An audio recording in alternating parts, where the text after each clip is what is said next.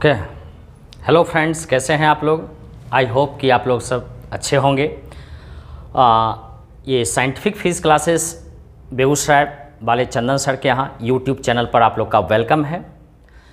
पिछले लेक्चर में आपने देखा था यूनिट ऑफ चार्ज। आज हम लोग देखते हैं इस थर्ड लेक्चर में हम लोग यूनिट ऑफ चार्ज से हम लोग आगे बढ़ेंगे। आपने देखा था यूनिट ऑफ चार्ज में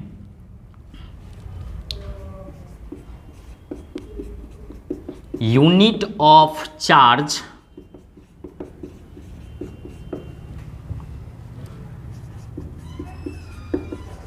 आवेश का मात्रक। इसमें हम लोग देखे थे पहला यूनिट हम लोग का था SI, जिसमें कि कूलम्ब, ये स्मॉल सी है, coulomb symbol capital C। Second में आपने देखा था CGS यूनिट। CGS में आपने देखा था ESU। इसका दूसरा नाम था आप लोग का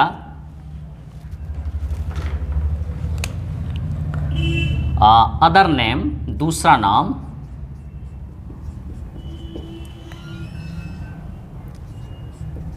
स्टेट कूलम्ब, और भी इसका नाम था तीसरा, कह सकते हो फ्रैंकलिन, जो अमेरिकन फिजिसिस्ट बेंजामिन फ्रैंकलिन के नाम पर दिया गया है। SI में हम लोग बोलेंगे कूलम्ब, CGS में बोलेंगे ESU, दूसरा स्टेट कूलम्ब भी बोल सकते हैं और तीसरा फ्रैंकलिन भी बोल सकते हैं।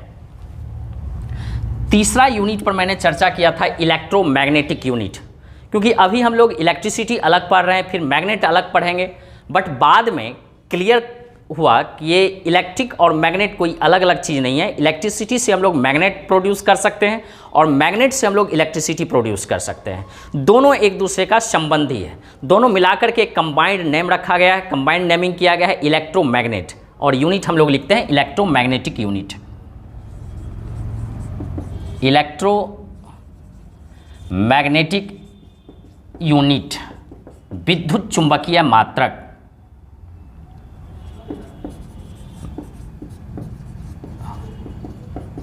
चुंबकीय मात्रक जो आप लोग का था EMU, या दूसरा नाम हम लोग बोलेंगे, दूसरा नाम हम लोग कह सकते हैं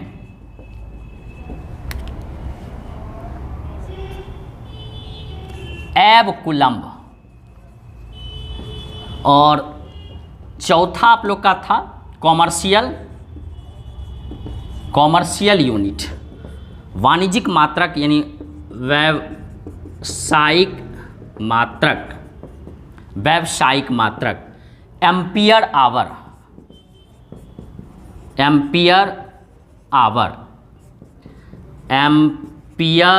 घंटा। पांचवा यूनिट आपने देखा था केमिकल यूनिट, रासायनिक मात्रक। फैराडे, यानी केमिकल में जो चार्ज का जो फ्लो होता है उसको हम लोग फैराडे से मेजर करते हैं।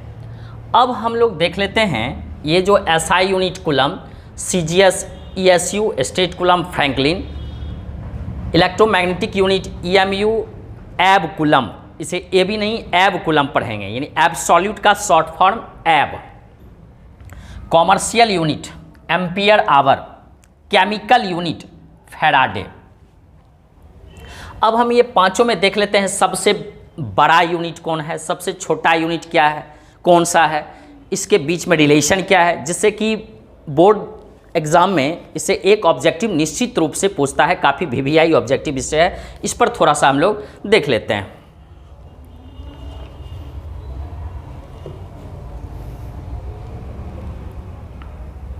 देखिए,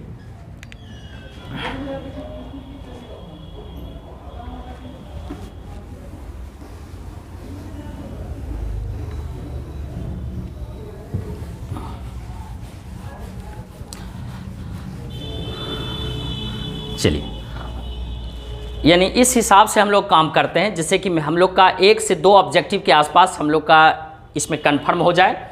चलिए, 1 कूलम्ब, अब हम यानी रिलेशन आप कह सकते हो कि relation between one unit to other unit, relation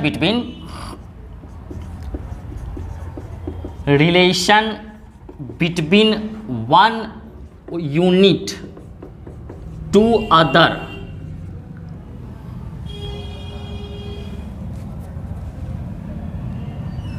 यानी एक यूनिट से दूसरे यूनिट में हम लोग कन्वर्ट करते हैं या रिलेशन कह सकते हो। जैसे कि 1 कूलम्ब यानी 1 कूलम्ब का जो चार्ज होगा, 1 कूलम्ब का जो चार्ज होगा वो 3 × 10⁹ स्टेट कूलम्ब के बराबर होगा। मतलब 1 कूलम्ब 3 × 10⁹ स्टेट कूलम्ब के बराबर होगा। 10 कूलम्ब को एक साथ कर दीजिए तो यह हो जाएगा 1 एव कूलम्ब और EMU के बराबर, यानी 1 कूलम्ब 3 × 10⁹ स्टेट कूलम्ब के 10 कूलम्ब एक साथ कर दीजिए तो वह 1 एव कूलम्ब के बराबर हो जाएगा। तीसरा आप कह सकते हैं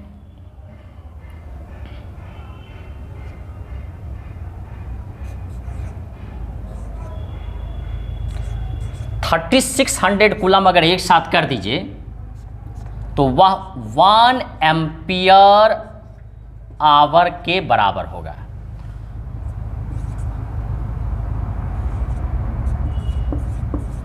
और 96,500 कूलम्ब एक साथ कर दीजिए तो 1 फैराडे के इक्वल होगा। चलिए पहले इसको पॉज करके आप लोग आराम से लिख लें इसको।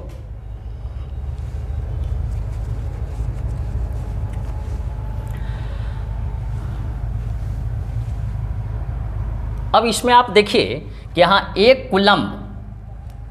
कूलम्ब का जो चार्ज होगा वो 3 × 10⁹ स्टेट कूलम्ब के बराबर होगा। तो आप देख रहे हो कि 96,500 कूलम्ब एक साथ मिलता है तब वह 1 फैराडे बन रहा है। तो यहाँ पर अगर आपसे पूछा जाए कि चार्ज का सबसे बड़ा यूनिट क्या होगा तो क्या बोलोगे? फैराडे, क्योंकि इतना कूलम्ब का चार्ज एक साथ मिल रहा है तब वह 1 फैराडे बन रहा है। तो फैराडे सबसे बड़ा यूनिट हो गया। और स्टेट कूलम्ब बोल दो या ESU बोल दो या इसके जगह पर फ्रैंकलिन बोल दो, वो सबसे छोटा हो जाएगा चार्ज का यूनिट। यानी कहने का मतलब आप ऐसे कह सकते हो Faraday is greater than ampere hour. Ampere hour is greater than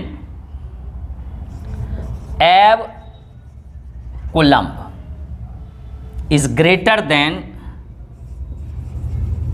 coulomb is greater than state coulomb.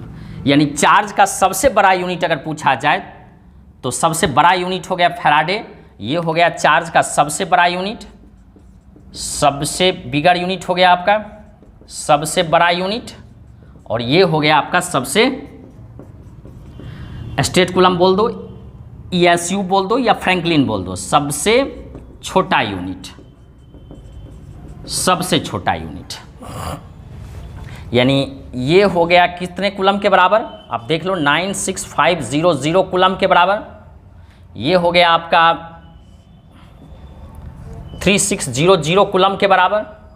ये हो गया 10 कूलम्ब के बराबर। ये हो गया आपका 1 कूलम्ब। और ये स्टेट कूलम्ब आप क्या देख रहे हो? यहाँ देखिए, यहाँ रिलेट कीजिए, आपको ऑब्जेक्टिव में कह देगा कि 1 कूलम्ब कितने स्टेट कूलम्ब के बराबर? 3 × 10⁹ स्टेट कूलम्ब। अगर आप क्या देख रहे हो 3 × 10⁹ स्टेट कूलम्ब इक्वल टू हो रहा है 1 कूलम्ब। तो मतलब 1 स्टेट कूलम्ब इक्वल टू कितना 1/3 इंटू 10⁹ कूलम्ब। मतलब एक कूलम्ब का अगर चार्ज है, एक कूलम्ब का चार्ज है, उस एक कूलम्ब के चार्ज को ना 10⁹ मतलब इकाई, दहाई, सैकड़ा, हजार, 10,000, लाख, 10 लाख, करोड़, 10 करोड़ और 3 अरब, यानी एक कूलम्ब के चार्ज को 3 अरब टुकड़ा में तोड़ दीजिए। एक कूलम्ब के चार्ज को 3 अरब टुकड़ा में तोड़ दीजिए, तब उसका जो एक टुकड़ा बनता है वो किसके बराबर हो जाएगा? 1 स्टेट कूलम्ब के बराबर। तो सोच सकते हैं कि कूलम्ब जो है चार्ज, यानी एक स्टेट कूलम्ब कितना छोटा हो गया कि यानी 3 अरब टुकड़ा, एक कूलम्ब के चार्ज को 3 अरब टुकड़ा कर दीजिएगा तो किसके बराबर हो जाएगा? 1 स्टेट कूलम्ब के बराबर हो जाएगा। ये काफी VVI ऑब्जेक्टिव है।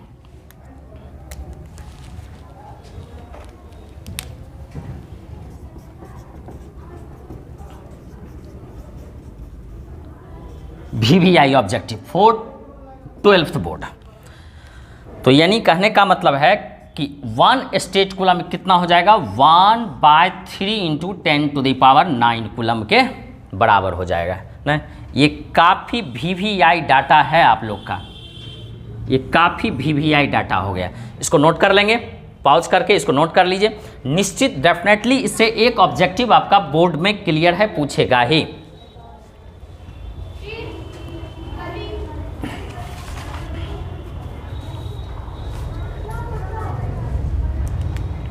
चलिए, यानी इससे क्लियर हो गया। इसको दिमाग में रख लेंगे कि एक कूलम्ब 3 इंटू 10⁹ स्टेट कूलम्ब के बराबर 10 कूलम्ब। अगर 10 कूलम्ब को एक साथ कर देते हैं तो 1 एब कूलम्ब के इक्वल। 3600 कूलम्ब को एक साथ कर देते हैं 1 एम्पियर आवर के बराबर, और 96,500 कूलम्ब को एक साथ कर देते हैं तो 1 फैराडे के बराबर। यानी सबसे बड़ा यूनिट जो हो गया चार्ज का वो फैराडे, और सबसे छोटा यूनिट जो हो गया वो स्टेट कूलम्ब। चलिए, इस रिलेशन को ध्यान में रखेंगे। निश्चित रूप से एक से दो ऑब्जेक्टिव डेफिनेटली आपके 12th के बोर्ड में ये टच करेगा ही करेगा। चलिए हम लोग आगे देखते हैं।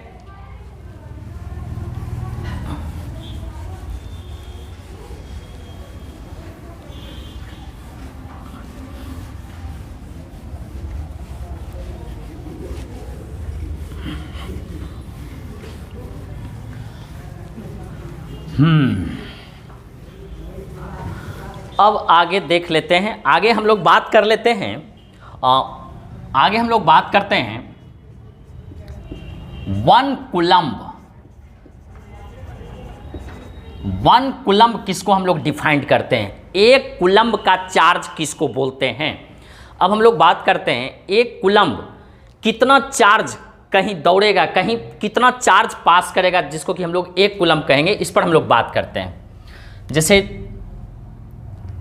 करेंट, जूनियर सेक्शन में भी आप लोग पढ़े होंगे। Current, electric current equal to charge per unit time, यानी इलेक्ट्रिक करेंट यानी विद्युत धारा इक्वल टू क्या कहते हो? आवेश बटा समय, यानी Q/T, यानी I इक्वल टू आप लिखते हो Q/T, तो Q इक्वल टू क्या हो जाएगा? IT। अगर ये कोई वायर है, ये कोई आपका वायर है, ये आपका कोई वायर है, इस वायर से करंट पास कर रहा है, इस वायर से करंट पास कर रहा है, करंट पास कर रहा है, इस वायर से करंट फ्लो कर रहा है। अब देखिए, अगर इस वायर से यानी कहने का मतलब इसका चार्ज का यूनिट जानते हो कूलम्ब, करंट का जानते हो एम्पियर, और टाइम का जान रहे हो आप सेकेंड। तो एक कूलम्ब इक्वल टू क्या हो जाएगा? 1 एम्पियर इंटू 1 सेकेंड। मतलब अगर इस वायर से अगर 1 एम्पियर का करंट, इस वायर से अगर 1 एम्पियर का करंट अगर 1 सेकेंड तक पास करता है, T इक्वल टू ना, यानी करंट I इक्वल टू कितना हो जाएगा? I इक्वल टू कितना? 1 एम्पियर। अगर इस तार से 1 एम्पियर का करंट पास हो रहा और कितना देर तक, अगर 1 सेकेंड तक पास करे, 1 सेकेंड तक गुजर रहा हो, अगर इस वायर से एक एम्पियर का करंट 1 सेकेंड तक गुजर रहा हो, तो इसका मतलब है कि इस वायर से कितना चार्ज पास कर गया, 1 कूलम का चार्ज पास कर गया ना। क्लियर, यस और नो? चलिए, अगर इस तार से 1 एम्पियर का करंट कितना देर तक पास करें, कितना टाइम तक, 1 सेकेंड तक अगर गुजर रहा हो, तो इसका मतलब है कि इस वायर से कितना चार्ज पास कर गया, 1 कूलम का चार्ज पास किया। ठीक है ना, यानी कहने का मतलब 1 कूलम इक्वल टू क्या हो जाएगा, 1 एम्पियर सेकेंड। यानी किसी वायर से, किसी तार से 1 एम्पियर का करंट 1 सेकेंड तक गुजर रहा हो, तो इसका मीनिंग है कि इस तार से 1 कूलम का चार्ज गुजर गया है। चलिए, अब हम लोग आगे थोड़ा सा देखते हैं। अब देख लेते हैं चार्ज का यूनिट हमने देखा, 1 कूलम कैसे हम लोग डिफाइंड करेंगे ये आपने देखा, और इसका कंप्लीट डेफिनेशन वगैरह आपको पीडीएफ में मिल जाएगा या ऑफलाइन क्लास में मिल जाएगा, और पीडीएफ में तो दे ही दिया जाता है ग्रुप पर।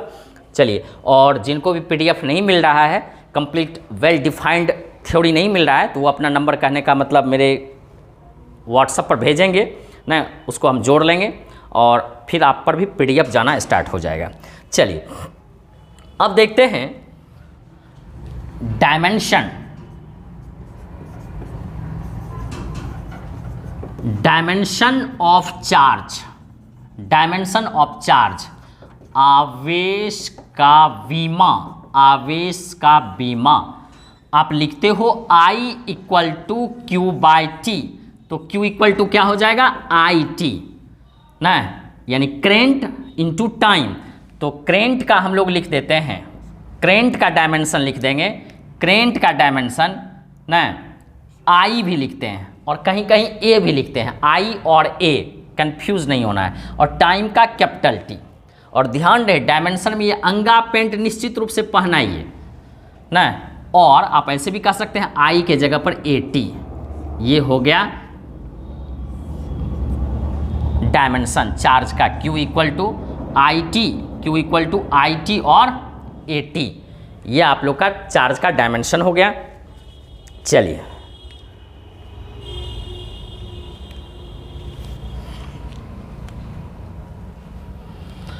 अब हम लोग बात कर लेते हैं, पीछे हमने देखा था कि मैटर जो बना हुआ है वो 3 फंडामेंटल पार्टिकल से मिलकर के बना हुआ है। सबसे पहले तो किसी मैटर में का जो प्रॉपर्टी है वो चार्ज वाला और मास वाला, ठीक है ना। फिर आपने देखा कि मास में क्या क्या चीज़, तो वो 3 फंडामेंटल पार्टिकल से मिलकर के बना हुआ है, इलेक्ट्रॉन, प्रोटॉन और न्यूट्रॉन। थोड़ा सा डिस्कशन हम लोग इस पार्ट पर कर लेते हैं, फिर आगे देखते हैं।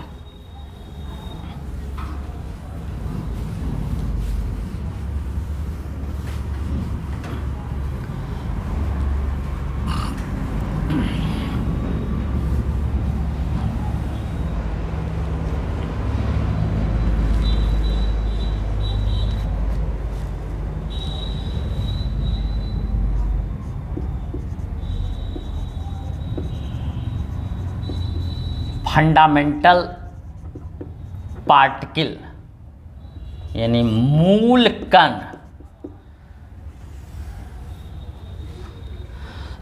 उसका मास, फंडामेंटल पार्टिकल का मास कितना है और उसका चार्ज कितना है, यानी द्रव्यमान, आवेश। फंडामेंटल पार्टिकल में हो गया आपका इलेक्ट्रॉन,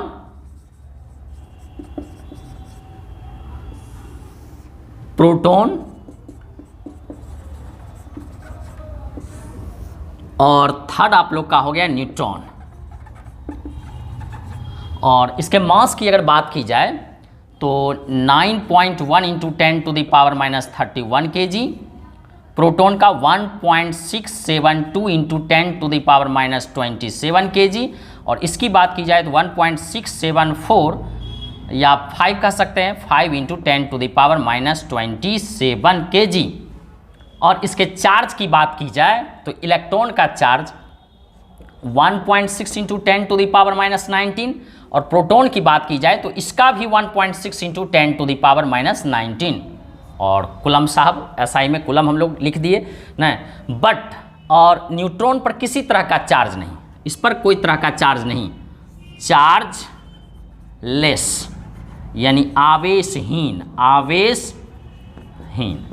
और ये जो इलेक्ट्रॉन और proton Benjamin Franklin, American physicist Benjamin Franklin साहब ने बताया था कि चार्ज दो तरह का होता है, उसका स्वभाव दो तरह का, दोनों एक दूसरे का अपोजिट। बेंजामिन फ्रैंकलिन केवल इतना बताए थे।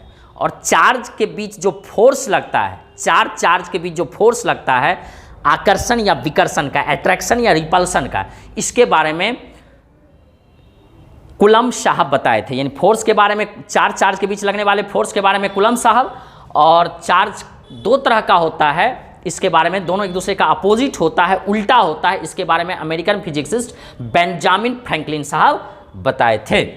चलिए, तो दो तरह का स्वभाव होता है, तो दो तरह के स्वभाव को कैसे रिप्रेजेंट करेंगे? तो इलेक्ट्रॉन में टिक्का लगा दिया पहचानने के लिए माइनस का, प्रोटॉन में लगा दिया प्लस का।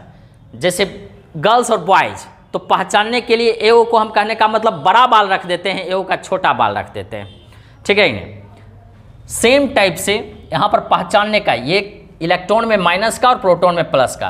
बट दिमाग में ये बात सेट कर लें कि मोस्टली बच्चे इस जगह पर कंफ्यूज्ड हो जाते हैं कि इलेक्ट्रॉन में माइनस लग गया मतलब इलेक्ट्रॉन छोटा है भाई, प्रोटॉन बड़ा है। नहीं, ये प्लस या माइनस कोई अल्जेब्रिक साइन नहीं है, ये कोई अलजेब्रा का साइन नहीं है, ये केवल एक आइडेंटिफिकेशन है, पहचानने का तरीका है, जिससे कि हम पहचान सकें कि ये इलेक्ट्रॉन और ये प्रोटॉन। यह केवल पहचानने के लिए एक सिंबल दिया गया है, प्लस माइनस, ये कोई अलजेब्रा का चीज़ नहीं है। चलिए, अब हम लोग देखते हैं कि अगर हम आपसे क्वेश्चन करें कि चार्ज का सीजीएस में वैल्यू कितना होगा ना, सीजीएस एक क्वेश्चन मैं आपसे करूं कि चार्ज ऑफ इलेक्ट्रॉन, एक क्वेश्चन मैं आपसे करूं कि charge of electron in CGS system, in CGS system, charge of electron ना, what is charge of electron in CGS system ना, CGS पद्धति में इलेक्ट्रॉन का आवेश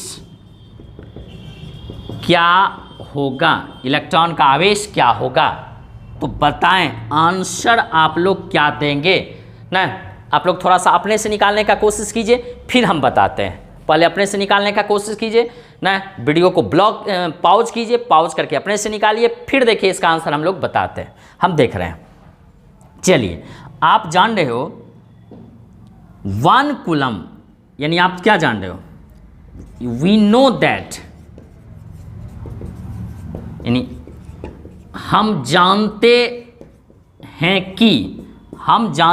कि 1 कूलम जो होता है ना, 3 into 10 to the power 9 statcoulomb या ESU, जो लिखिए ESU के बराबर होता है। 1 coulomb equal to 3 into 10 to the power 9 ESU। तो आप इलेक्ट्रॉन का SI में जो हो जाएगा, SI में यहाँ देख लेते हैं, इलेक्ट्रॉन का अगर SI में बात की जाए, चार्ज ऑफ इलेक्ट्रॉन, इलेक्ट्रॉन का आवेश, इलेक्ट्रॉन का आवेश अगर SI में बात की जाए तो क्या हो जाएगा? 1.6 into 10 to the power minus 19 coulomb. अगर यही CGS में बात की जाए, CGS में, तो क्या जान रहे हो कि 1 कूलम जो होता है वो 3 into 10 to the power 9 ESU के बराबर होता है। तो यहाँ कितना हो जाएगा? 1.6 into 10 to the power minus 19 into 3 into 10 to the power 9, तो कितना हो गया आपका? 4.8 into 10 to the power minus 10 ESU ना, यानी 1 कूलम, यानी इतना कूलम कहने का मतलब है कि आपका एक रिजल्ट, एक ऑब्जेक्टिव तैयार हो गया। 1.6 into 10 to the power minus 19 coulomb equal to 4.8 into 10 to the power minus 10 ESU। ये बोर्ड के लिए 12th बोर्ड के लिए 12th for 12th board VVI objective ना। ऐसा चार्ज का SI में कितना हो गया 1.6 into 10 to the power minus 19 coulomb, और CGS में कितना हो गया 4.8 into 10 to the power minus 10 ESU। चलिए इसको नोट कर लें पॉज करके। कितना टाइम हुआ लगभग, कितना टाइम वीडियो बना? 25। चलिए एक सेकंड, अब हम लोग देख लेते हैं इसमें ये जो 3 फंडामेंटल पार्टिकल आप लोग देख रहे हो, इलेक्ट्रॉन, प्रोटॉन और न्यूट्रॉन, इसमें सबसे हल्का कौन है? इलेक्ट्रॉन, प्रोटॉन, न्यूट्रॉन में सबसे हल्का कौन है? इस पर हम बात करते हैं। चलिए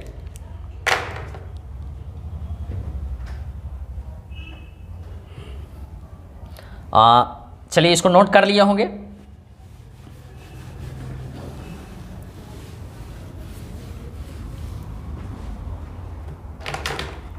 देखिए यहां पर इलेक्ट्रॉन का देख रहे हैं, इलेक्ट्रॉन देख रहे हैं 9.1 into 10 to the power minus 31 kg, that means यहाँ, और प्रोटॉन देख रहे हैं आप 1.672 into 10 to the power minus 27 kg। यहाँ देख रहे हैं 9.1 और यहाँ 10 टू द पावर माइनस 31 है। इसको डिनोमिनेटर में यानी नीचे हर में लेकर के जाएंगे तो इसका साइन जो ही सीट चेंज करेगा तो साइन चेंज कर जाएगा 10 टू द पावर 31 kg। यहाँ और यहाँ देख रहे हैं 1.672 और ये डिनोमिनेटर में नहीं हर में जाएगा तो 10 टू द पावर 27। यहाँ क्या देख रहे हैं कि 9.1 को 10 टू द पावर 31 टुकड़ा किया जा रहा है और यहाँ 27 टुकड़ा ही किया जा रहा है, यानी 28, 29, 30, 31 इकाई दहाई सैकड़ा, यानी कहने का मतलब है कि 10,000 यहाँ ज़्यादा से ज़्यादा टुकड़ा यहाँ पर हो रहा है। मतलब इससे भी ये छोटा हो गया क्योंकि यहाँ 10 टू द पावर 31 टुकड़ा किया जा रहा है और यहाँ मात्र 27 टुकड़ा किया जा रहा है। 10 टू द पावर 27 टुकड़ा किया जा रहा है, पार्ट में बांटा जा रहा है। तो मतलब सबसे छोटा कौन हो गया? इलेक्ट्रॉन। उससे बड़ा कौन हो गया? प्रोटॉन ना। और न्यूट्रॉन जो हो गया 1.675 into 10 to the power minus 27 kg, 1.675 by 10 to the power 27। मतलब सबसे 3 फंडामेंटल पार्टिकल में सबसे हल्का इलेक्ट्रॉन, उससे थोड़ा सा मासिव हो गया आपका प्रोटॉन, और उससे भी मासिव हो गया यानी उससे भी ज़्यादा वजन का हो गया न्यूट्रॉन, क्योंकि यहाँ 2 है और यहाँ क्या है 5 है। यानी इलेक्ट्रॉन से प्रोटॉन बड़ा और प्रोटॉन से न्यूट्रॉन बड़ा। यानी इलेक्ट्रॉन के रिस्पेक्ट में जब दोनों को डिवाइड करेंगे तो इलेक्ट्रॉन के रिस्पेक्ट में, यानी इलेक्ट्रॉन के रिस्पेक्ट में प्रोटॉन और प्रोटॉन के रिस्पेक्ट में न्यूट्रॉन, यानी कहने का मतलब mass of neutron is greater then mass of proton is greater then mass of electron. चलिए इसको नोट कर लीजिएगा। यानी ये द्रव्यमान है मास, यानी द्रव्यमान किसका? न्यूट्रॉन का सबसे ज़्यादा, उससे ज़्यादा द्रव्यमान, उससे कम द्रव्यमान हो गया किसका? प्रोटॉन का, और सबसे कम द्रव्यमान हो गया किसका? इलेक्ट्रॉन का। पॉज करके इसको नोट कर लें।